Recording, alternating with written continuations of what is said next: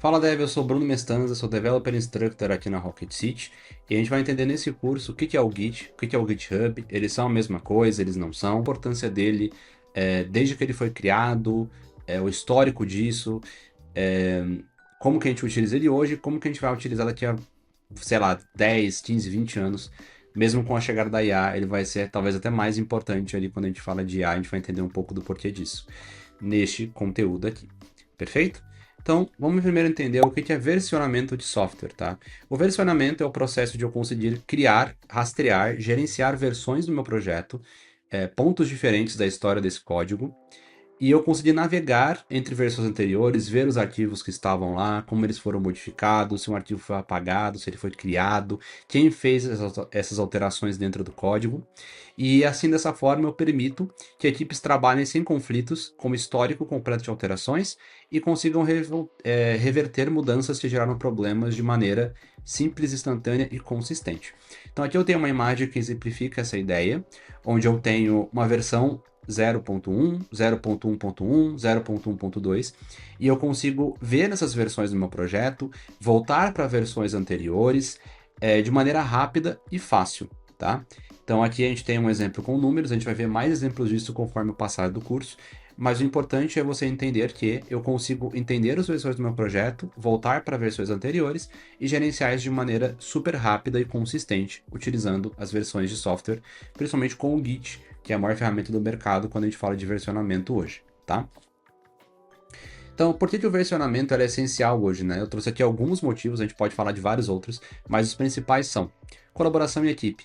Então, se eu tenho 5, 10, 20 desenvolvedores atuando na mesma base de código, no mesmo projeto, eles conseguem trabalhar sem sobrescrever o trabalho um do outro, e a gente consegue ter um histórico de quem fez cada adição naquele projeto, quem mexeu em quê, quem criou tal bug, quem criou tal funcionalidade. E isso é super importante para que a gente consiga entender e metrificar o trabalho das pessoas que trabalham naquele time, tá?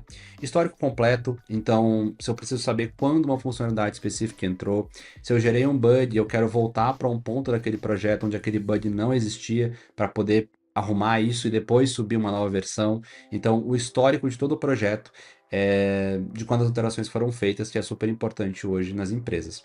Recuperação de erros, né? Então eu já comentei um pouco disso. Se você teve um problema no projeto e quer voltar para um momento que esse bug crítico não existia, para entender como resolver esse problema e depois lançar uma versão nova do projeto. Então isso é super importante. O que a gente chama muito de rollback no mercado, né? Então eu lancei uma nova funcionalidade aqui no meu código, mas ela gerou um problemaço aqui para mim.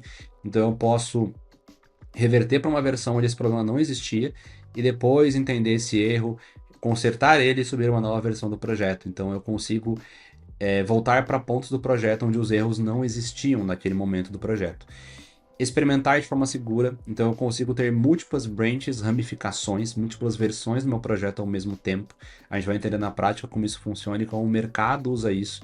Mas eu consigo basicamente ter novas funcionalidades sendo testadas sem comprometer o código em produção, né, o ambiente produtivo, que é no dia a dia ali o código que o seu cliente realmente está utilizando. Então, um exemplo aqui da Rocket, quando você está aqui com, né, a janela aberta do curso vendo essa aula, você está acessando o código, né, a aplicação da Rocket em produção, né? Então, a gente consegue na Rocket criar várias novas versões do projeto sem que elas estejam disponíveis para você para testar alguma coisa internamente e depois disponibilizar para você. Então, essa experimentação segura é super possível de ser feita através do Git, a gente vai entender melhor isso também, tá? Então, da onde nós viemos e onde nós estamos no controle de versão, né? Porque muita gente pensa que o controle de versão é a mesma coisa que Git, mas o Git é só uma das maneiras de fazer esse controle de versão. Então, nos anos 80, a gente usava o RCS, que era um sistema que cada arquivo podia ser versionado de maneira individual. Então, eu tinha o histórico de versão de cada um desses arquivos, e eu conseguia, nesse histórico de versão, entender quais foram as mudanças daquele arquivo. Só que como isso era individual, acaba que não era performático, né? Porque pensa, se o seu projeto ele tinha 1000 arquivos, eu teria 1000 arquivos de histórico de versão, então isso não escalava muito bem e era muito lento, muito devagar. Nos anos 90, a gente teve alguns sistemas que permitiam isso com trabalho em equipe também, mas era tudo num servidor só, então o servidor era bem lento para salvar alterações, e a gente não tinha essa velocidade para poder ver as mudanças do histórico, entender onde elas estavam. trabalho colaborativo rápido, era sempre uma coisa muito difícil, muito devagar. Nos anos 2000 a gente começou a ter sistemas distribuídos fazendo essa funcionalidade, né? A BitKeeper foi uma que começou a lançar esse tipo de coisa no mercado, mas ainda assim era bem devagar e não era tão rápido de entender e de usar, né? E em 2005 a gente teve o Linux, né? Perdão, o Linus, criador do Linux, tá? Criando o Git, revolucionando o controle de versões no mercado. A gente vai entender um pouco do porquê que ele criou, mas a partir de 2005, quando ele foi criado, o Git ele foi uma opção de versionamento superior ao que a gente já tinha antes, a sistemas distribuídos, a CVS, a RCS. E a partir de 2005 é muito raro você achar um projeto hoje no mercado que não usa Git para ser versionado, tá? E hoje, né, a gente tem um ecossistema super moderno com várias ferramentas como GitHub, GitLab, Bitbucket, que rodam em cima do Git e utilizam o Git para funcionar. E a gente vai entender como que isso funciona também nas próximas aulas, tá? Boa. Então, primeiro a gente tem que entender o que são snapshots, tá? Snapshots são fotografias de momentos específicos do projeto e cada uma dessas fotografias elas salvam as diferenças entre as versões, como arquivos criados, alterações em arquivos, arquivos deletados, de maneira que eu tenho várias fotografias, como se fosse um álbum de fotos do meu projeto, e eu consigo ver o estado que o projeto tinha naquelas fotografias. Então, que arquivos estavam lá, quais alterações foram feitas neles. E no Git especificamente, no versionamento com o Git, cada uma dessas fotografias que a gente tem do nosso projeto, nesse álbum de fotos, elas são chamadas de commits. Tá? Então eu posso navegar entre commits, entre pontos do histórico do meu projeto, e reconstruir arquivos a partir das diferenças que eles têm nessas versões. Então, até se eu voltar um pouquinho lá para aquele primeiro slide, pensa que cada uma dessas bolinhas azuis é uma fotografia, é um snapshot, que dentro do Git a gente chama de commit. Então, dessa forma, eu tenho vários commits dentro do meu projeto e eu consigo navegar entre eles, sendo que cada um desses commits é uma fotografia, um snapshot. Tá? Boa. Então, o Git, como a gente já comentou, foi criado pelo Linus, e a origem, né, o motivo da criação dele foi porque o Linus ele queria criar um sistema de versionamento para poder criar o Linux, que é o sistema operacional que ele foi o precursor ali, o criador, o mantenedor principal durante vários anos, né? Então, em algumas semanas ele desenvolveu o Git para poder atender as necessidades, desculpa, que ele tinha no desenvolvimento do Linux, tá? Então, quais são os objetivos dele de ter criado o Git e não ter usado coisas que já tinham anteriormente, né? Então, primeiro, as outras versões, né, os outros versionamentos, eles eram muito lentos, como eu comentei. Então, ele queria algo que fosse mais rápido. Além disso, ele queria algo que tivesse um design super simples e que fosse muito simples de usar, né? Então, os outros eles tinham vários comandos que você tinha que usar, erros que não davam para entender o que estava acontecendo de problema na sua versão ali, no novo versionamento. Então, o Linux ele queria algo que fosse simples e direto também. Suporte robusto para que a gente pudesse desenvolver de forma não linear, que é o conceito de branches, que a gente vai ver nas próximas aulas. Mas basicamente eu posso ter várias versões do meu projeto andando em paralelo, né? Então, o Linux ele queria que isso fosse possível, a gente vai entender melhor isso nas próximas aulas também. Ele fosse também distribuído, então várias pessoas podem trabalhar ali em conjunto em um projeto com o Git. E também é fácil a gente conseguir gerenciar projetos que são gigantes. O que eu quero dizer com isso? Nos demais sistemas que a gente teve de gerenciamento ali de software distribuído, né, de versionamento, se eu tivesse um projeto com 15 mil linhas, esse projeto ia começar a ficar lento. Então, toda vez que eu fosse lançar uma versão nova, ia demorar ali às vezes 20, 30 minutos para ser criada uma versão. Com o nosso querido Git, isso demora 15 a 20 segundos, às vezes bem menos que isso. Então o Git ele é muito bom para gerenciar projetos que também são muito grandes. Então ele não perde velocidade conforme o projeto fica maior, né? Porque o Linux, como você deve imaginar, é um projeto gigantesco. Então a gente tem que conseguir gerenciar esse projeto sem demorar uma hora para assumir uma versão nova, né? Então esses eram os objetivos dele para criar o Git. E aí o interessante que a gente vai entender é que ele dominou o mercado, o Git, por conta desses pontos da visão do Linux, né? Então, performance excepcional, então ele é super rápido, branch inteligente, então eu posso criar versões que andam em paralelo do projeto, colaboração eficiente, então múltiplas pessoas conseguirem trabalhar no mesmo projeto em conjunto, que são os pontos que o Linux ele queria que existissem no Git e foram os pontos que fizeram ele ser popular, né? E além disso, eu também trouxe aqui a integridade, né?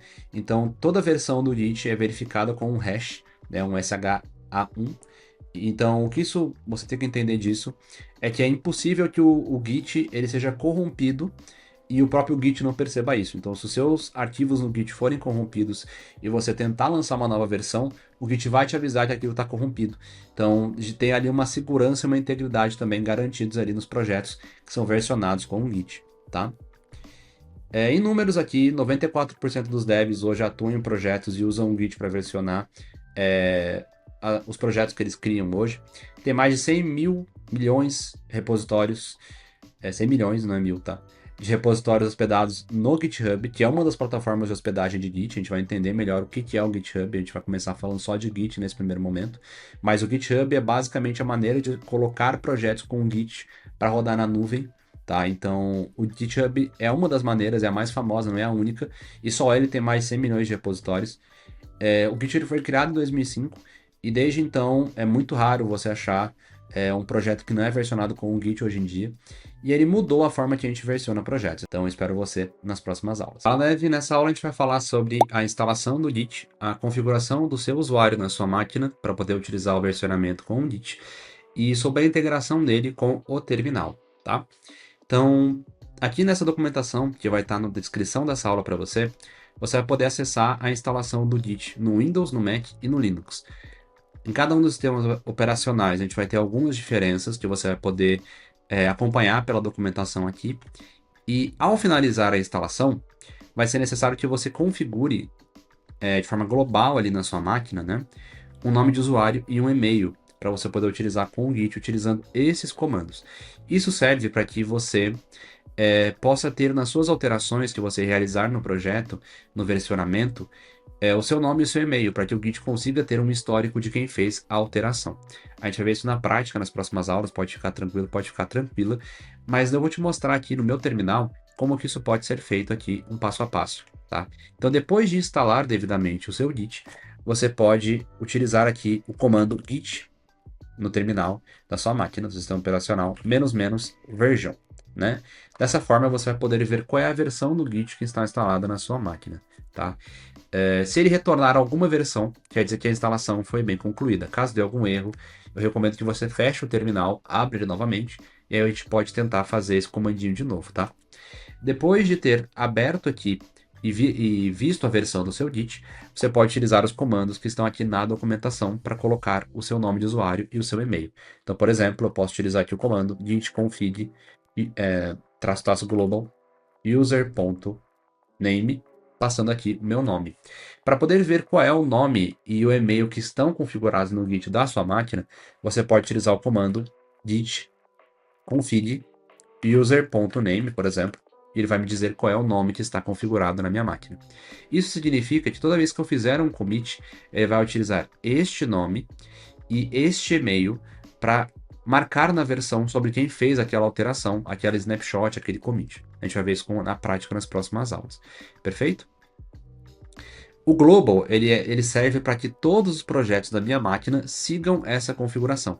Então, todos os meus projetos que eu criar, que eu versionar com o Git, vão ter este nome, Bruno Mestanza, e este e-mail que eu selecionei.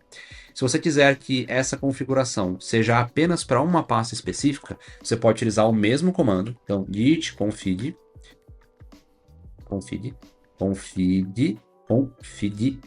só que ao invés de passar a flag global, né, que é o traço global, você pode passar apenas user.name e o seu nome. Bruno Mestanza, no meu caso. Tá? Eu não estou no repositório do Git, então esse comando não vai dar certo nesse caso.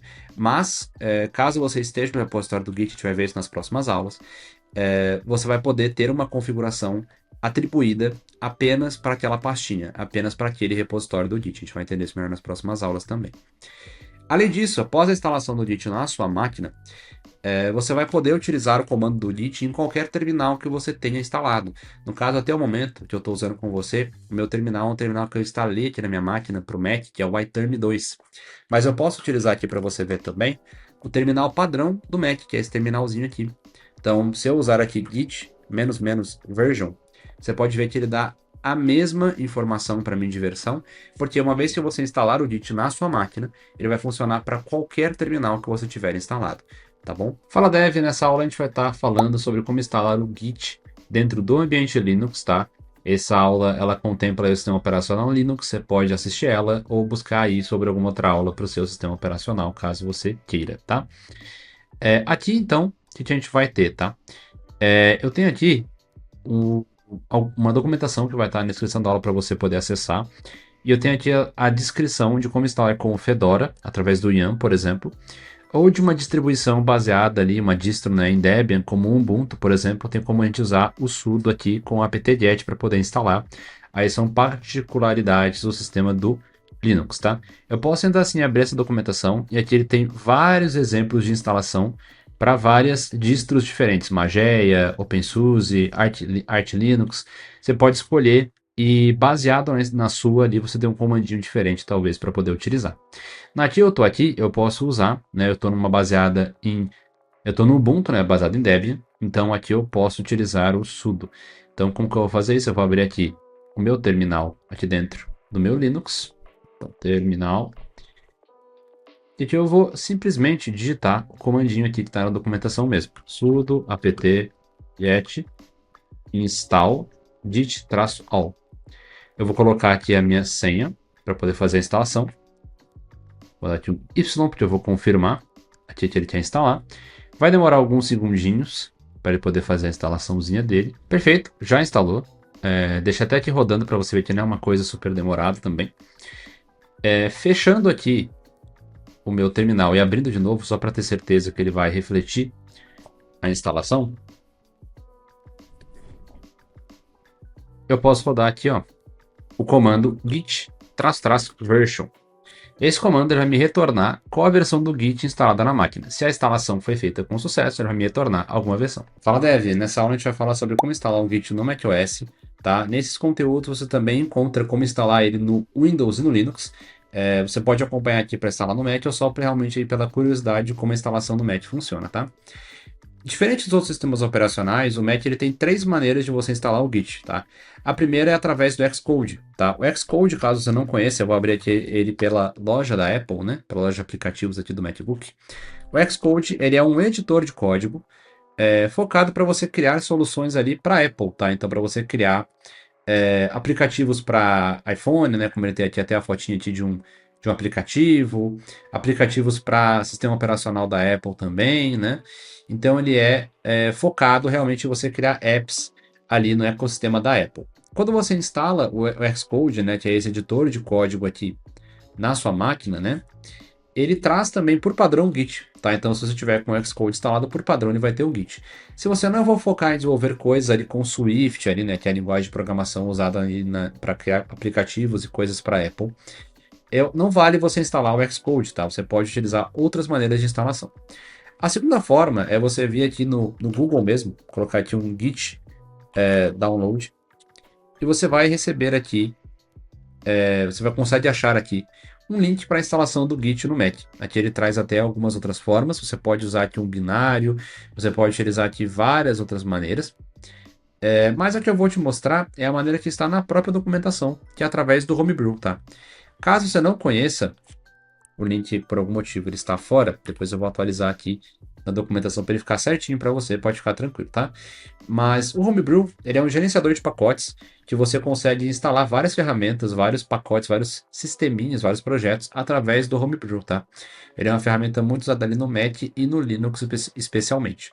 Então, ao copiar esse comando clicando aqui nesse botãozinho, você consegue abrir o seu terminal do Mac e jogar esse comando aqui, tá? Então, eu estava até fazendo alguns testes aqui no meu Git antes de gravar essa aula aqui com você. Então, se eu der aqui um command V, ele vai jogar aqui o comando e instalar o Homebrew. Como eu já tenho o Homebrew instalado, eu não vou fazer essa instalação aqui para você, para a gente ganhar aqui alguns minutinhos, alguns segundinhos, na verdade, que a instalação aí ela é super rápida, tá? Depois disso, você vai usar este comando que é brew install git. Então, eu vou copiar esse comando, vou vir aqui no meu terminal, que eu tinha fechado. Dá aqui um Enter e ele vai instalar o Git.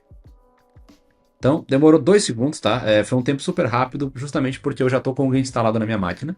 Para você saber se a instalação deu certo, você pode usar o comando git-version. E caso ele retorne alguma versão, quer dizer que está tudo certo, tá? Independente da onde você quiser instalar agora, instalar não, perdão, usar o Git agora na sua máquina, seja pelo terminal padrão, seja por algum terminal customizado que você tem ali para o Mac, como por exemplo o iTerm, que por algum motivo abriu na outra guia, mas agora eu trouxe para cá. Então, deixa eu voltar aqui para a pasta aqui de developer mesmo. Aqui dentro, se eu usar aqui git --version, ele vai trazer a mesma informação. Então, é a mesma versão ali do Git. Se eu usar, por exemplo, uma integração com o VS Code ou com algum outro editor de código também, ele traz a mesma versão. Fala Dev, nessa aula a gente vai falar sobre a instalação do Git dentro do Windows. Caso você tenha uma máquina com outro sistema operacional, nós temos vídeos aqui, conteúdo sobre o Linux e o Mac, tá? Então você pode acessá-los caso você precise, e você pode assistir aqui também, mesmo sem ter um Windows ali, para ter uma noção de como realizar ali o processo na instalação, tá? Vindo aqui na minha máquina, na descrição dessa aula vai ter aqui a documentação que o nosso time preparou para você poder instalar o Git para o Windows, tá? Então eu estou aqui com ela aberta. Clicando neste link aqui, a gente vai vir para esta página, né? Essa página é a página da instalação do Git, especificamente para Windows, tá? Aqui dentro tem algumas opções de instalação, no caso 64 e ARM64, né, que são as opções baseadas aqui no meu sistema operacional do Windows, tá? A sua máquina, ela pode também ser de 32 bits, então pode ser que a opção de 32 bits apareça aqui para você. Como é que você vai saber qual você deve instalar? Você pode vir aqui no menu do Windows, abrir aqui a opção Informações do Sistema, talvez você tenha que pesquisar por ela também, tá? E aqui dentro, eu tenho aqui, no tipo do sistema, ARM64. Então eu já consigo saber qual que eu preciso baixar aqui. Vindo aqui dentro, eu vou clicar aqui em ARM64, vou fazer aqui o download. Ele vai demorar um pouquinho, é bem rápido o download. Download realizado, eu vou vir aqui e vou abrir aqui a versão do meu sistema operacional aqui, ARM64.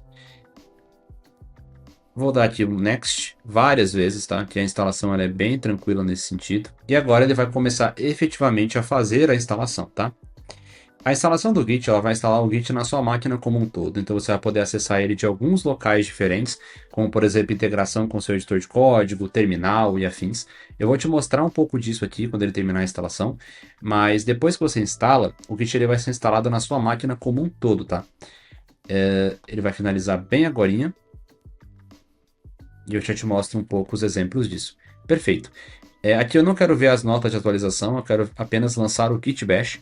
Tá? O Git Bash ele é um terminal que é instalado em conjunto com o Git. Tá? Então aqui dentro eu consigo rodar aqui, mandar comandos do Git. Então eu vou, por exemplo, colocar aqui ó, git --version, que é um comando que me retorna a versão do Git instalada na minha máquina. Se esse comando der certo, quer dizer que o Git foi instalado com sucesso. E como eu disse aqui no Windows, quando a gente instala o Git, a gente consegue acessar ele de outras fontes, tá? Então, por exemplo, eu vou vir aqui na barra de pesquisa, vou abrir aqui o meu terminal. Esse não é o terminal do Git Bash, é o terminal do Windows, terminal padrão do Windows, tá? E eu vou inserir aqui também o comando git-version. E ele mostra a mesma versão, 2.52 Windows.1. Fala Dev, nessa aula a gente vai estar falando sobre como criar e versionar repositórios localmente, ou seja, dentro da sua máquina, utilizando o Git. Tá? A gente vai estar criando aí o nosso primeiro repositório local e vamos entender como que essa estrutura funciona, tá? A gente está criando aqui, então, nessa aula, o seu primeiro repositório local na sua máquina. Esse repositório, ele não pode ser visto por outras pessoas, ele não vai estar na nuvem, na internet, para outros poderem ver. A gente vai estar falando mais com o GitHub, mas agora a gente está criando ali um repositório para versionar ali código que está dentro da sua máquina, tá? Eu estou aqui com o meu terminal aberto no meu Mac. A partir de agora, aqui nas aulas, independente do sistema operacional que você for usar, os comandos eles vão ser iguais, independente da sua máquina, tá? E aqui eu estou na pasta Developer, que é uma pasta que eu tenho aqui na minha máquina, que é onde eu coloco os meus projetos aqui de desenvolvimento, enfim. Eu vou entrar aqui na pasta usando o comando cd da Rocket City, que é onde ficam os projetos aqui, as coisas da Rocket que eu atuo, né? E a primeira coisa que a gente vai fazer, estando aqui dentro, é criar uma pastinha onde vai ficar os nossos códigos do nosso projeto ali, né? Que a gente vai estar desenvolvendo mesmo. Então, se você for fazer um site, por exemplo, com HTML, CSS, JavaScript, você vai criar uma pastinha para colocar o seu HTML, seu CSS, seu JavaScript. Então, eu vou criar aqui uma pasta com o comando mkdir, chamada, por exemplo, curso Git, tá? E eu vou usar novamente o comando cd para me mover para essa pasta, curso Git. Vou limpar aqui o terminal para ficar mais clean. E a partir de agora que eu estou na pasta onde o meu projeto vai ficar, que é o que a gente pode chamar também ali de repositório, né, que veio tendo um repositório local, eu vou utilizar um comando para dizer para o Git que foi instalado na minha máquina, né, então lembrando, com o comando git --version, eu posso ver que ele foi instalado. Aqui agora o que eu vou fazer? Com o Git instalado, eu vou dizer para ele que esta pasta é um repositório versionado do meu projeto. Tanto que se eu usar qualquer comando do Git que não seja o version, né, para ver a versão aqui dentro, por exemplo, se eu tentar usar um commit com uma mensagem, a gente vai entender isso melhor nas próximas aulas, teste, ele me diz aqui, ó, fatal, um erro fatal, né? Não é um Git, um repositório do Git. Ou não está dentro de um repositório do Git. Tá, o que isso significa? Significa que para o Git, essa pasta curso Git, esse projeto, né, não está sendo ainda traqueado pelo Git. Ele não está ainda criando commits, snapshots dos meus arquivos. Ele ainda não está tentando verificar novas versões desse projeto. Isso para o Git, isso não é um projeto ainda. Então a primeira coisa que eu vou fazer é iniciar esta pasta com um projeto do Git. Então eu vou usar o comando git init para isso. Então antes aqui, ó, o erro me dizia que não era um repositório do Git, então os comandos próprios para versionar do Git não iriam funcionar. Agora que eu inicio o repositório, aí ele fala, ó, inicializamos o repositório vazio do Git nesta pasta. E a partir de agora, comandos de versão do Git que antes, para versionar, né, do Git, que antes não funcionariam, vão funcionar. Então, por exemplo, eu posso aqui colocar um Git commit com a mensagem teste, a gente vai entender melhor essa estrutura depois. Mas agora, ó, ele já não dá erro, né? Depois a gente vai entender o que essa mensagem significa, mas ele não dá erro. Além disso, eu vou usar aqui no meu terminal, isso é uma coisa mais do Mac, né? O comando open, que ele abre o meu explorador de arquivos do Mac, que é essa telinha branca aqui. Com essa tela aberta, veja só, eu vou usar aqui Command Shift ponto, que é um comando do Mac para poder ver pastas escondidas do sistema, tá? Mas isso tudo aqui é só para te mostrar que vai ter uma pastinha aqui escondida, .git, tá?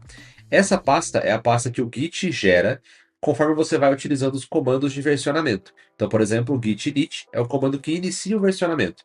Então, por exemplo, esse comando, que é o git commit, ele adiciona um snapshot ou uma nova versão, um novo commit, que a gente também pode chamar, a este projeto versionado. Perfeito? E cada um desses comandos de versionamento que a gente vai usando, eles vão alterando ou criando, né, caso não seja criado, né, o init ele cria, por exemplo, e o commit altera, essa pasta .git invisível aqui. Essa pasta é o que caracteriza o versionamento do seu Git. Então, todos os comandos vão alterar essa pasta aqui. Em hipótese, não vou dizer alguma, mas praticamente alguma, você vai abrir e mexer nos arquivos dessa pasta.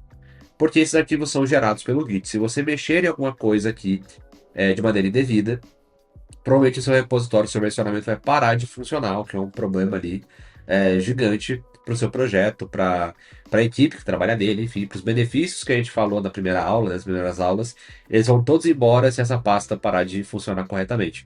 Então você nunca vai mexer nesses arquivos. Eles vão ser alterados pelos próprios comandos da linha de comandos aqui do Git que a gente está mexendo, tá? Então, essa pasta, ela justamente tem a função de servir como versionamento. Então, toda vez que alguma versão nova for criada, essa pasta ela vai trazer para a gente as informações da versão, as comparações com versões anteriores e várias outras coisas que a gente vai ver nas próximas aulas. Mas, por enquanto, o que eu preciso que você compreenda aí é como iniciar seu primeiro projeto ali com o Git. A gente vai estar criando um projetinho aqui bem simples para poder te dar alguns exemplos de como o versionamento funciona e entender aqui a funcionalidade e a importância dessa pasta .git. Fala, Dev, tudo bem? Nessa aula eu estou aqui para te mostrar de uma forma um pouco mais visual como funciona o fluxo de trabalho típico do Git e os estados dos arquivos dentro do projeto, tá? Então, no fluxo do trabalho do Git, a gente tem três estados principais pelos quais os arquivos acabam passando. Eles passam pelo Working Directory, ou o diretório de trabalho, que é onde você está lá no seu VS Code, o seu editor de código, mexendo nos arquivos. A Staging Area, que aí é uma coisa mais do Git mesmo, que é a área de preparação dos arquivos. Então, é os arquivos que você indica que vão ser versionados na próxima versão, mas que ainda não foram versionados. E uns commits, que são ali históricos de versões, de snapshots, de commits propriamente também, a gente pode chamar, que foram versionados nas últimas versões do projeto. Então a gente vai entender um pouco de forma mais visual nessa aula como isso funciona, e na próxima a gente vai ver isso na forma mais prática, tá? Então, explicando um pouco mais a fundo também, o Word da. O Zoom está me dificultando a vida. Meu mouse ficou doido. Mas vamos lá. O Working Directory, né? Ele é o local onde você trabalha ali propriamente com os seus arquivos dentro da sua máquina. Então, é onde está lá os seus HTML, CSS, JavaScript ou o código ali da linguagem que você está escrevendo. Ele é um conteúdo que reflete ali o estado atual do repositório, incluindo as alterações que foram feitas desde commits anteriores, né? Se esse for o seu primeiro commit que você vai fazer, ele ainda vai estar em branco, mas ele, caso tenha mais commits, ele reflete ali as alterações comparando ali com versões anteriores. A gente vai entender melhor como isso funciona na prática também, e um pouco na teoria também desta aula de forma mais visual, tá? E aí, quando você editar, remover ou atualizar arquivos do seu projeto, essas mudanças aparecem e são visualizáveis, né, de forma mais simples aqui no seu repositório atual de trabalho, dentro do Git e também da sua máquina, né? A Stage Area, ela é uma área de preparação. O que isso significa? É uma área onde você vai selecionar quais mudanças vão entrar no próximo commit, ou seja, na próxima versão do seu projeto, e elas podem ser várias mudanças que você adiciona com o comando de git add, que a gente vai ver nas próximas aulas na parte mais prática. Mas por enquanto você pode entender que eles vão sair da preparação do seu diretório de trabalho, vão ser preparados para entrar na próxima versão e depois versionados. Tá? Então essa é a segunda etapa. E a terceira são efetivamente ali os seus históricos, né, os seus commits. Então, um commit é uma confirmação de alteração de um arquivo novo, de uma funcionalidade nova, de uma funcionalidade que foi apagada do sistema, uma alteração.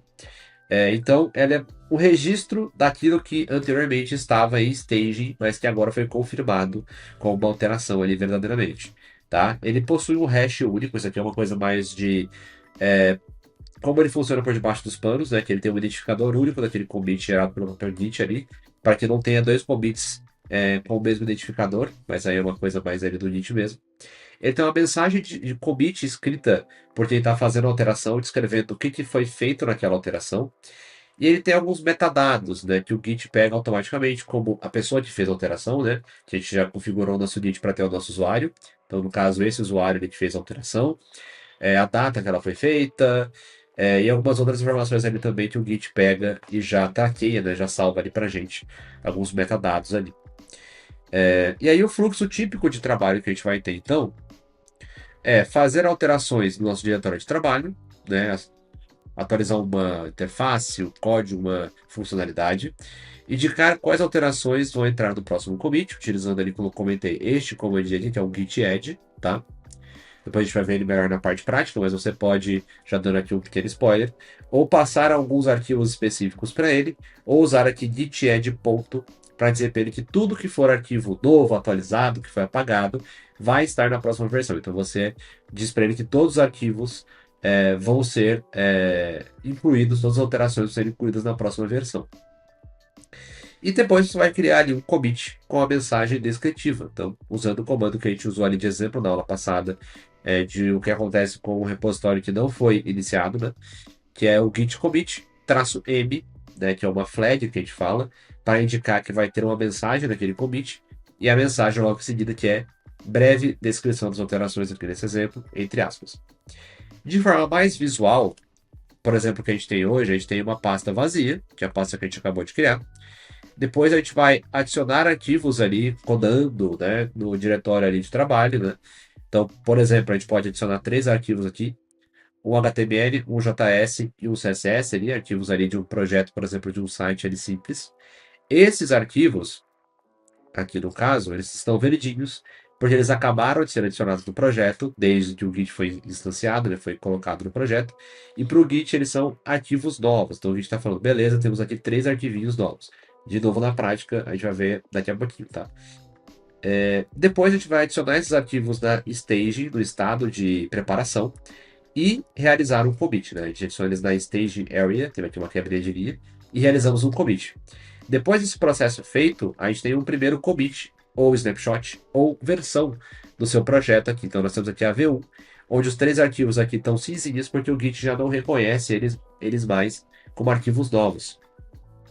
E esses arquivos, eles podem sofrer alterações ao decorrer do projeto para gerar novas versões. Então, por exemplo, logo depois disso ali, eu posso, por exemplo, alterar o arquivo index.html, então por isso ele está amarelinho. Eu posso apagar do projeto o arquivo script.js. Eu posso adicionar 3 arquivos novos que estão verdinhos também, para poder criar, por exemplo, uma página de sobre aqui no meu projeto. Mas, perceba aqui que isso aqui é bem interessante, tá? Eu posso também não mexer nos arquivos. E quando eu criar uma nova versão, o que o Git vai fazer é entender o que foi modificado desde a versão anterior. Esse é o poder do Git. Ele não vai fazer várias cópias inteiras do seu projeto, ele vai dizer o que foi apenas alterado. Então, por exemplo, esse arquivo aqui não foi alterado, então o Git ele vai citá-lo nessa versão. Então a gente vai subentender que ele não foi alterado, a gente vai ver isso na prática daqui a pouquinho. E aí depois, com todos esses arquivos adicionados na Stage Area e commitados, né, que é a gente abrasileirando ali o processo de commit, né, depois de todos ali adicionados na Stage Area e a gente tendo feito o commit, a gente tem uma V2 do nosso projeto com esses 5 arquivinhos. Então eu perdi o script.js, né, ele foi removido, e a gente teve outros arquivos ali que foram adicionados, tá? Só uma última informação para a gente fechar essa aula com chave de ouro, tá? Aqui na prática, aqui na hora. Se você pegar um arquivo que está no seu projeto e reeditá-lo, ou mudá-lo de pasta, o Git vai sempre entender que o arquivo anterior foi apagado e o arquivo novo foi criado, tá? É uma informação bem importante. Então, se eu, por exemplo, renomear esse arquivo para novo sobre .css, o nome aqui apenas a título de exemplo, tá? O Git não vai entender que isso é uma alteração, tá? O que o Git vai entender, agora eu vou ter que dar uns controls, uns comandos aqui. O que a gente vai entender é que o sobre, que era o arquivo anterior, foi apagado e que o novo sobre, que é um arquivo que antes não existia, foi criado, tá? A mesma coisa vai acontecer se eu não apagar esse arquivo, mas eu mover ele, por exemplo, de pasta. Então, eu criar uma pasta, por exemplo, alguma coisa. Eita, que agora vai ficar um pouco mais complicado. Pasta, por exemplo, e colocar dentro da pasta, ele vai entender que o arquivo foi apagado e que o arquivo novo foi criado, tá? Então, mover arquivos de pasta para o Git é apagar o arquivo anterior e criar um novo, da mesma forma que renomear é apagar o arquivo anterior e criar um novo. Porque para o Git a referência daquele arquivo é o nome do arquivo e a pasta onde ele está, tá? É só uma curiosidade aqui, que às vezes você vai ver que, pô, tem um arquivo aqui marcado como apagado, eu não apaguei nada. Mas é realmente porque você renomeou o arquivo, então o Git conta como também uma alteração dos arquivos ali do seu projeto, tá? Fala, Dev, tudo bem? Nessa aula a gente vai entender juntos como que funciona o versionamento do Git, mas agora é através do código ali, do VS Code do terminal, tá? Eu estou usando aqui o VS Code como meu editor de código só para realmente colocar aqui os arquivos que a gente vai estar versionando. Eu estou com o meu terminal do iTerm dentro daquela pasta curso Git que eu criei nas aulas anteriores, só para a gente poder ter aqui um projeto já versionado, né?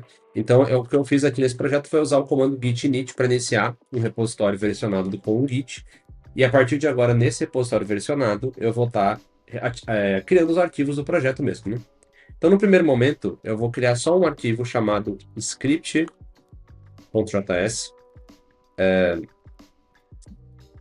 E esse arquivo script.js aqui que eu vou estar criando, ele vai ter só um console.log início do projeto. Então, eu estou usando aqui um arquivo em JavaScript, você pode usar na linguagem de programação que você preferir utilizar, o editor que você preferir utilizar. Aqui a gente está só focando única e exclusivamente no versionamento. Então, eu estou fazendo aqui um projeto com JavaScript, mas você pode fazer um outro projeto com algum outro tipo de extensão de arquivo, enfim, caso você prefira, tá? Então, aqui dentro, eu estou colocando só um console.log para a gente poder entender como que vai funcionar o versionamento. A partir de agora, se eu usar o comando git status, vamos entender juntos aqui o que esse comando me diz, tá? Eu estou na branch principal do projeto. A gente não falou sobre branches ainda, mas entenda que é como se o Git fosse uma raiz, e essa raiz ela tem galhos, né? É uma árvore com galhos, né, na verdade. O Git é uma árvore com galhos, e cada um desses galhos ele pode ter modificações diferentes, que é o conceito de branch. Então a gente vai ter um projeto que abre para várias vertentes diferentes. A gente vai ver isso melhor nas próximas aulas. Mas por padrão, o Git ele coloca a gente na ramificação, na branch principal. E a partir dessa ramificação a gente pode criar outras ramificações. A gente vai entender isso melhor nas próximas aulas, tá? Eu não tenho commits, né? Ou, enfim, checkpoints, snapshots aqui nesse projeto ainda. Eu tenho um arquivo para o qual o Git não está olhando. A gente viu esses conceitos na aula anterior, né? Então eu tenho um arquivo ainda não traqueado, que é o arquivo script.js, e eu não tenho nada para realizar um commit, realizar uma nova alteração, uma nova versão, um snapshot. E aí eu devo, se eu quiser, traquear esses arquivos para poder realizar o commit. Ele já até me diz aqui, eu tenho que usar o comando git add. O comando git add, ele me pede para estar informando qual é o arquivo, eu já até adicionei aqui, que eu vou estar versionando. Então eu posso, por exemplo, colocar aqui script.js.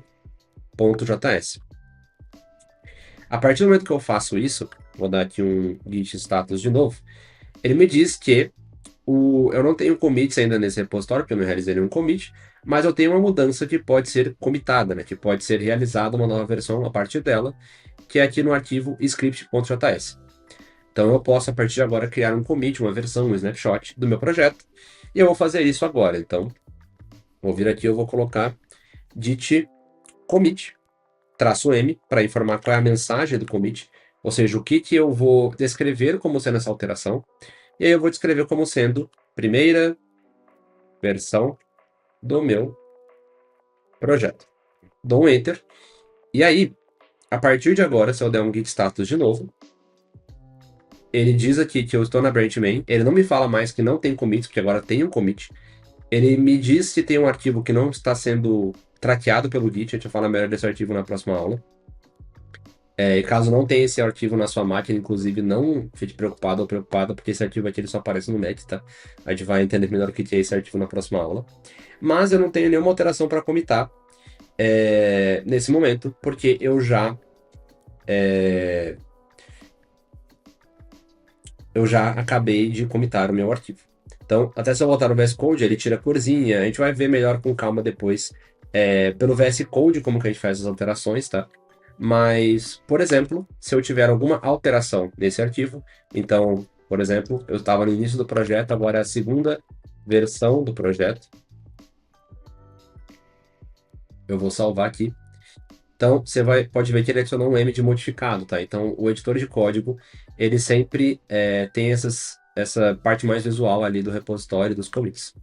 Além disso, se eu der um git status de novo, ele me fala aqui que o arquivo ele foi modificado. Então, aqueles mesmos status que a gente viu na aula passada, eles estão presentes aqui. Eu consigo ver arquivos novos, arquivos modificados. E se eu apagar, por exemplo, esse script.js aqui, então se eu apagar ele, eu consigo ver também através dos status que o arquivo ele foi deletado. Então, o Git ele me permite entender qual que é o status atual do arquivo, se ele foi deletado, se ele foi apagado. Esse aqui é o meu gestor de Pomodoro, tá? Mas ele me diz aqui se o arquivo ele foi apagado, se ele foi modificado, em que status ele está agora, e eu posso por aqui também entender quais são os próximos passos ali do projeto, o histórico dele, tá?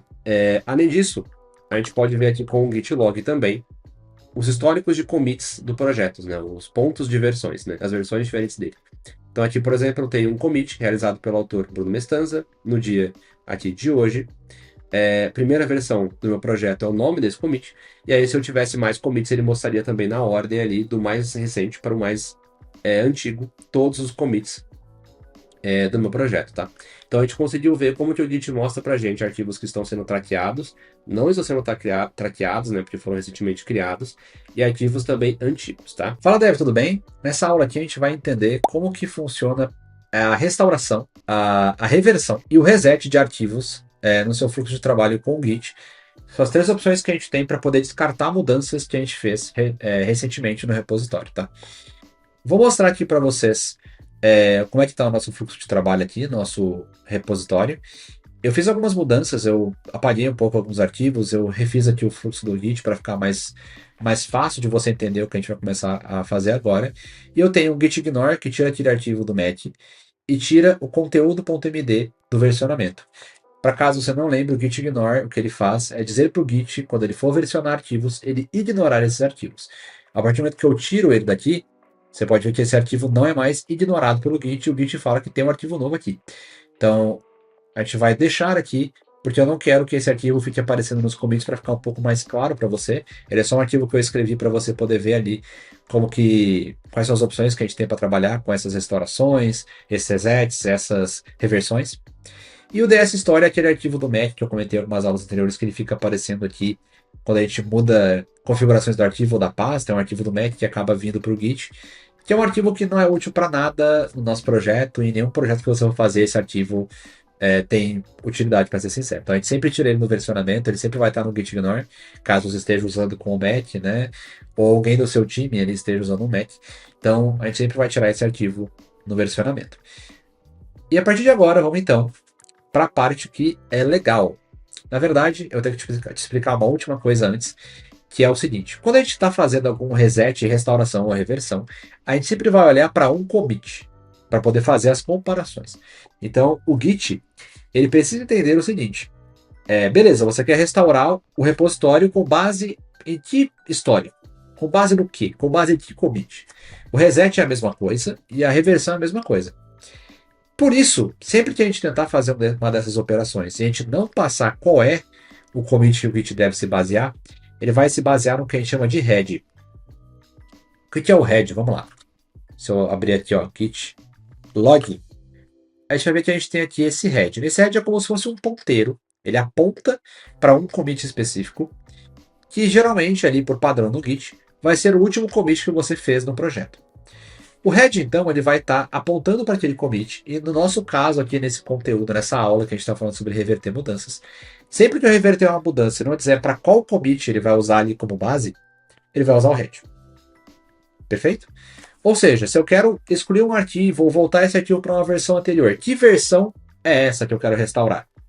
É a versão do head ou do commit que eu passar.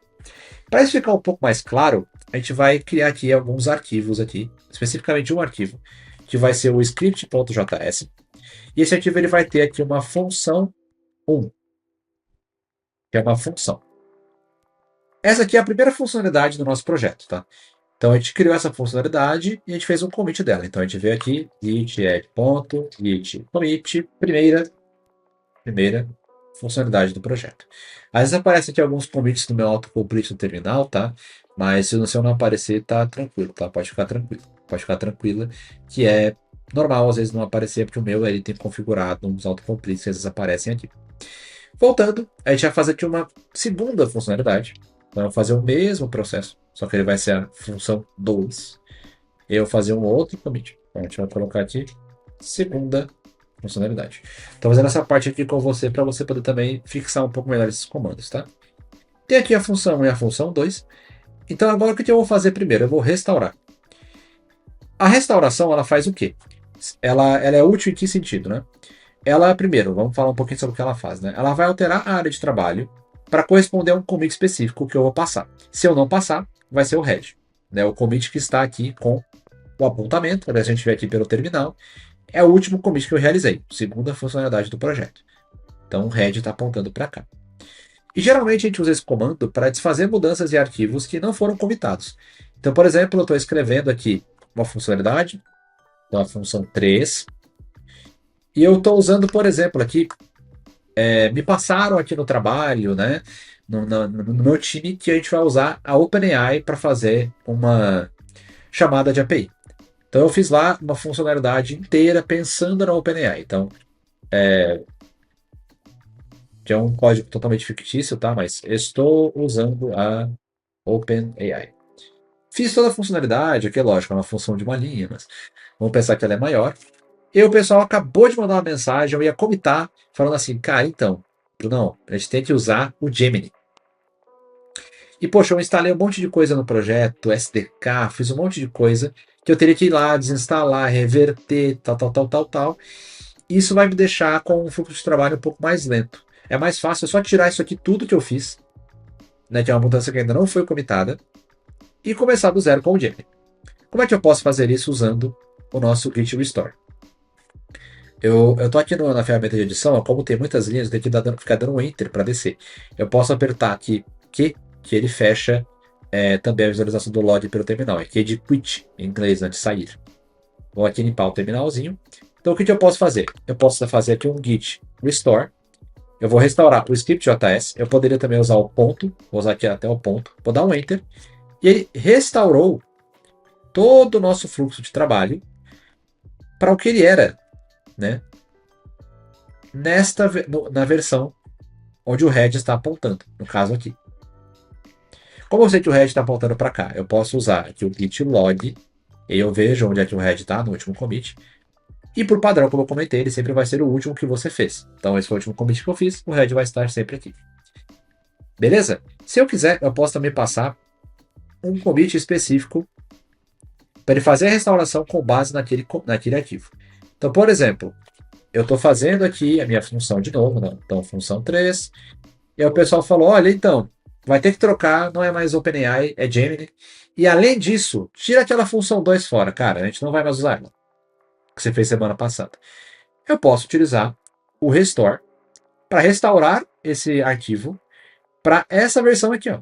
Se a gente até olhar aqui, eu vou mostrar aqui pelo lado ao invés do terminal, porque é um pouco mais visual, né? Para restaurar para aqui, ó, quando não tinha nem a 2 nem a 3. Como é que eu posso fazer isso? Eu vou vir aqui, git log. Qual que é essa versão? É a primeira funcionalidade, né? Eu copio o hash desse commit. Então, ao invés de usar aonde o head está, que é esse commit, vai usar esse commit que eu acabei de copiar. E aí eu faço o seguinte, ó. Git restore. Eu passo no source qual é o commit que ele vai fazer a restauração. E eu passo um ponto para dizer que é todos os arquivos ou o arquivo que eu quero. Dando um enter, veja só que legal. Se eu voltar aqui, o código está só com a função 1. E como o Git é muito inteligente, né? Ele até criou aqui para a gente uma mudança, ó, porque eu tirei a função 2. Por quê? Porque eu restaurei o arquivo para um ponto de a função 2 não existir.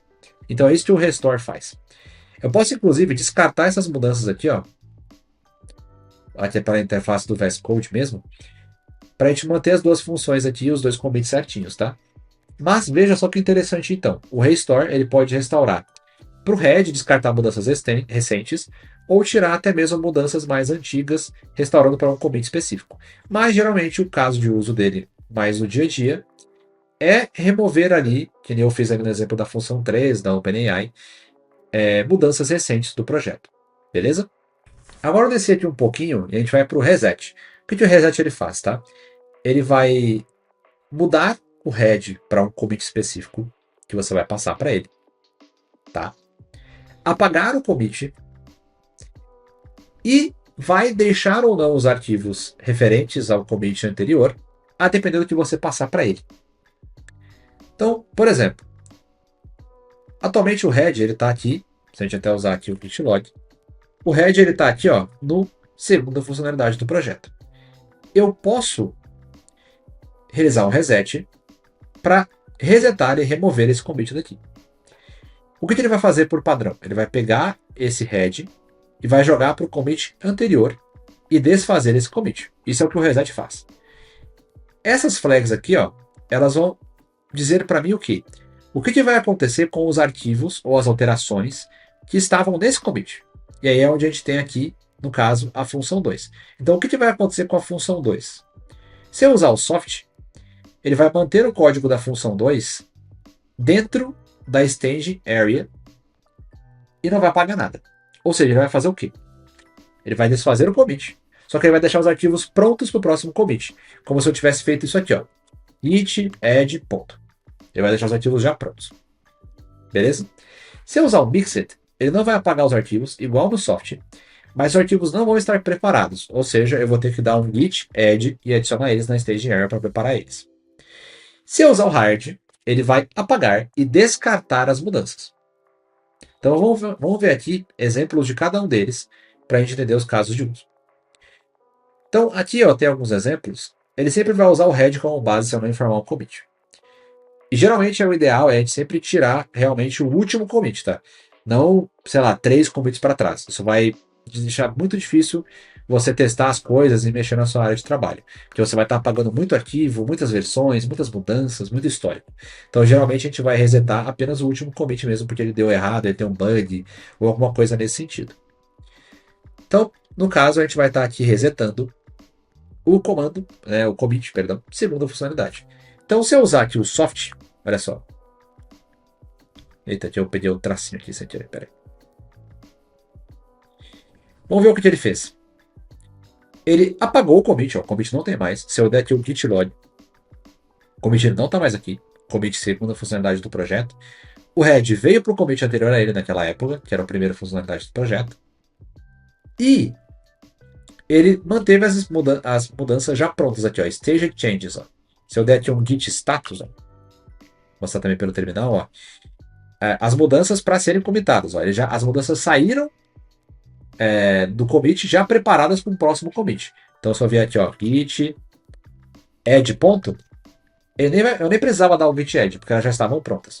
Eu vou dar aqui um git commit para a gente ainda ter essa segunda funcionalidade para os próximos testes dos comandos, tá? Se eu usar o mixed, então git reset traço mixed, olha lá que legal. E tirou o commit foi apagado, então git log, mais uma vez. O commit foi apagado, ó, não temos mais a segunda funcionalidade de novo. Só que as mudanças, elas não estão preparadas. Então, se eu der aqui um git status, ó, a mudança não está preparada para o commit. Eu preciso dar um git add e preparar ela. Então, agora, o git status está preparada. A diferença do soft para o mixed é só essa. Os arquivos vão continuar no projeto, mas o soft e o mixed eles me dizem se eles vão estar preparados para o próximo commit ou não. Então, eu vou desfazer esse commit para adicionar uma coisa e já mandar o próximo. Você pode usar um soft. Não, eu vou desfazer, mas eu vou dar uma revisão para ver o que eu vou passar. Você pode usar um mixed. Mas a diferença realmente é bem pequena, até porque você pode tirar arquivos da staged area ou mandar arquivos para lá também. Então é bem tranquilo ali nesse sentido. E eu vou dar aqui um git commit. Se eu uso agora nosso reset com a flag hard, aí aqui ó, ele mudou o head de novo, ó. Então git log, apertando os comandinhos aqui. Então sempre ele faz o quê? Ele pega o último comando, apaga ele e joga o head um comando para trás. Só que, se você ver aqui, ó, no meu status, ó, nada para comentar. Ou seja, primeiro, quando eu usei o soft, ele tirou o arquivo e deixou pronto. Quando eu usei o mix, ele tirou o arquivo e deixou ali para eu poder deixar ele pronto com o git add. E quando eu usei o hard, ele apagou o arquivo. Então, se eu precisava do código da função 2 para alguma coisa aqui agora, eu teria que codificar do zero. Ou teria que, sei lá, olhar no GitHub da vida, como é que esse código era, mas aí são coisas que a gente ainda não viu nesse conteúdo, nesse curso. Mas o importante de você entender é, o hard, ele apaga tudo.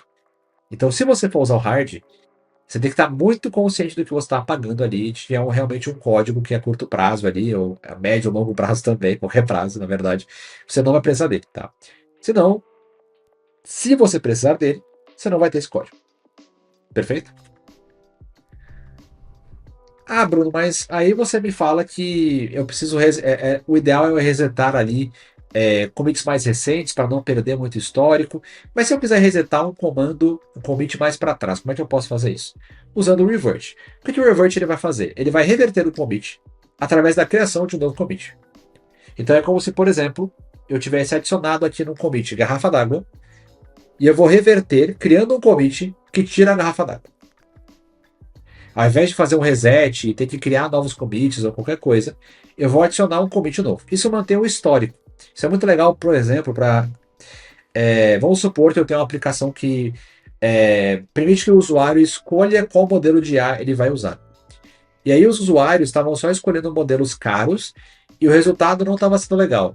Eu posso, por exemplo, fazer a remoção através do Git mesmo desse carinha e falar, olha, eu estou revertendo esse commit que adiciona essa funcionalidade porque os usuários não estão usando. Então, eu consigo manter no histórico porque aquilo foi removido. E se for uma mudança de 10, 20, 30 commits para trás, é uma mudança bem simples de remover também. Então, vamos ver isso na prática, tá? eu tenho aqui a minha primeira funcionalidade. E eu vou de novo chamar aqui mais uma vez a nossa função 2. Vou fazer aqui um git add, git commit. E aqui está ela de novo, para você que sentiu saudade da função 2, aqui está ela de novo. Se eu usar aqui o revert nesse commit, né? Então aqui, ó, git log para pegar o hash do commit. Peguei aqui o hash. Git revert, e eu vou reverter esse commit aqui. Se eu der um enter, olha só que interessante, ó. Ele criou aqui, isso aqui é um texto que a gente pode digitar o título ali, a descrição do commit, né? Quando a gente passa aquela flag M para dizer a descrição do commit, né? Então aqui ele já abriu a telinha para eu poder inserir a descrição. E ele colocou uma descrição automática, ó, que é a seguinte, ó. Reverte esse commit, ele pegou o nome do commit que a gente está revertendo, que eu passei ali a hash, e isso reverte o commit, essa hash. Certo? Então o que ele está fazendo? Ele está criando um commit que tira o commit anterior. Eu posso aqui apertar Ctrl C no teclado aqui no terminal, ó, e digitar QA, Enter, para sair aqui do editor do Vim. Eu saí por quê? Porque eu poderia digitar uma mensagem diferente, mas essa mensagem para mim ela está suficiente já. Não vou alterar essa mensagem. Olha o que ele fez. Ele fez um commit. Olha como isso aqui é legal. Eu estou mostrando aqui na forma mais gráfica para você. E esse commit, o que ele faz é apagar o commit anterior. Ele literalmente pega tudo que o commit anterior fez e tira tudo que ele fez. Isso é interessante por quê? Porque ao invés do commit só ter desaparecido, eu tenho aqui um histórico do que aconteceu. Perfeito? Além disso, se eu quiser vir aqui, git log, vou pegar aqui o commit da primeira funcionalidade e fazer um git revert nele. Eita, aqui eu juntei os dois sem querer. Git revert nesse commit. Eu posso dar aqui de novo Ctrl C para fechar aqui a telinha. QA.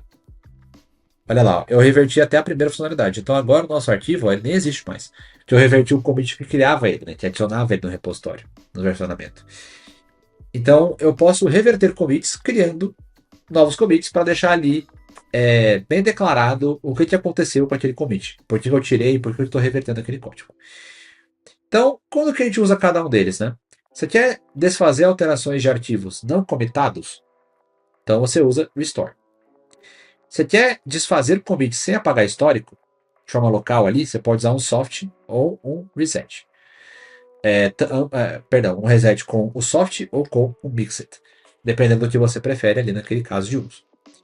Você quer reescrever um histórico que tem vários commits ali, refazer um commit que está lá para trás, ou desfazer uma mudança, mas ainda assim manter o histórico, de olha, eu estou desfazendo essa mudança porque, ou de reverter um commit 5 commits para trás sem ter muito trabalho, você pode usar o revert.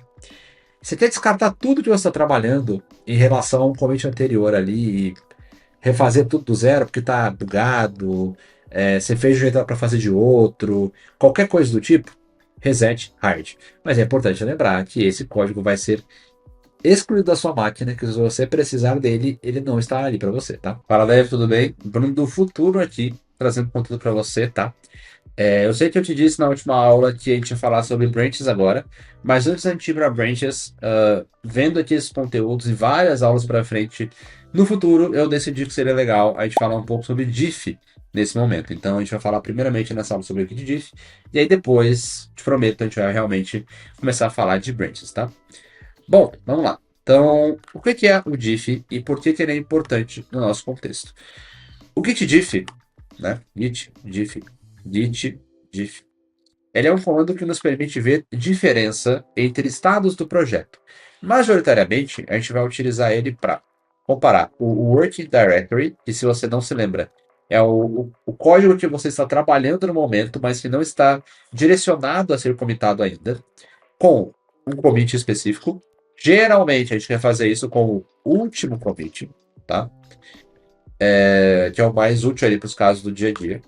Staging, que são os arquivos que estão devidamente prontos para serem comitados, com um commit, especificamente o último commit, ou a gente pode também comparar o commit A com o commit B. beleza? Essas são as maneiras mais úteis da gente fazer ali os diffs. Então, como que funciona o Git diff? Como você pode ver, eu estou aqui no projetinho que a gente vai montar juntos ali com o GitHub Actions daqui a algumas aulas, daqui a várias aulas, na verdade. E quando eu realizei essas alterações aqui no arquivo, ele até mostra aqui na interface do VS Code que eu fiz uma alteração. E eu posso fazer o que aqui? Olha só que legal. Eu posso dar aqui um git diff. O git diff ele me mostra o quê? Se eu utilizar ele desse jeito, git diff, sem parâmetro nenhum, sem nada, ele vai comparar o diretório que eu estou trabalhando com o último commit. Ele vai me dizer o que mudou e aonde desde os últimos arquivos ali. Então ele vai fazer aqui uma comparação. E aí ele diz que o arquivo conteúdo.md ele teve linhas novas adicionadas, por isso o maisinho. Aqui ele me diz também que eu não tenho linha nova no final do arquivo, tá? E aqui ele tem esses dois pontos porque tem mais conteúdo que ele precisa mostrar e eu posso dar Enter. No caso é só um Enter para ele mostrar. Eu posso apertar aqui e ele fecha. Além disso, se eu colocar uma linha em branco no final do arquivo e eu rodar o git diff de novo, aí ele não tem aquele aviso mais de que não tem linha em branco, tá? Ele só mostra a linha em branco. Perfeito. Então o git diff por padrão compara dessa maneira. Se eu quiser, e se eu for lá agora, né? Deixa eu até... Oh meu Deus, me perdi totalmente aqui. Se eu vier aqui agora e eu adicionar git add conteúdo.md dentro dos arquivos que estão para staging, ou seja, que estão prontos para ser comitados, né? Então até vamos fazer aqui uma recapitulação. Eu sempre estou com os arquivos do meu work directory. Desculpa. Depois eles vão para staging e depois eles vão para realmente o commit. Certo? Esse é o fluxo do Git que a gente tem. Então, na prática aqui agora, a gente comparou do working directory para o commit. Se eu colocar o arquivo em staging e eu fizer a mesma coisa, ó, então, git diff, olha que legal o que ele mostrou. Se você analisar aqui comigo, ele mostrou apenas 2 linhas. Só que se você lembrar, tinha várias linhas aqui. Por quê? Porque neste momento, até mostrar aqui pela interface para você conseguir ver melhor, eu tenho mudanças no meu diretório de trabalho e eu tenho mudanças que estão em staging no mesmo arquivo.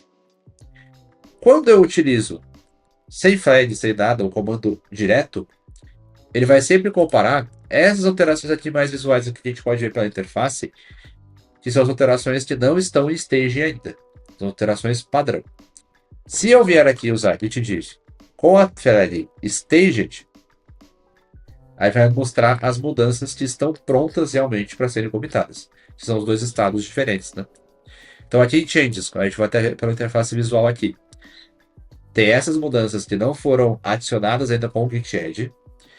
E aqui eu tenho as mudanças que foram, sim, verdadeiramente adicionadas com o Git Add.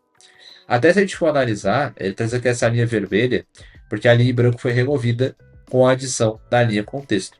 Tá? Então, ele até traz aí para a gente essa informação. Se eu vier agora de novo e der um git add no conteúdo, e depois der um git diff, inclusive, ó, ele não me traz nada. Por quê?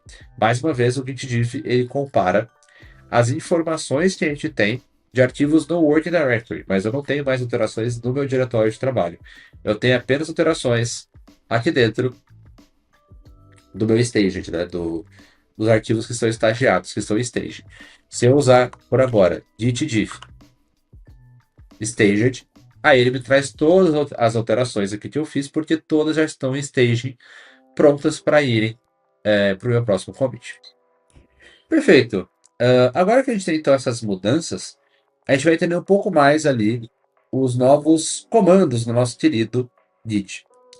Por mais que na interface do VS Code ele mostre, tá? Com esse menuzinho aqui, por comando, ele não vai mostrar as linhas que a gente está removendo em branco, tá? É uma maneira do Git trazer essa forma mais pura para a gente ali.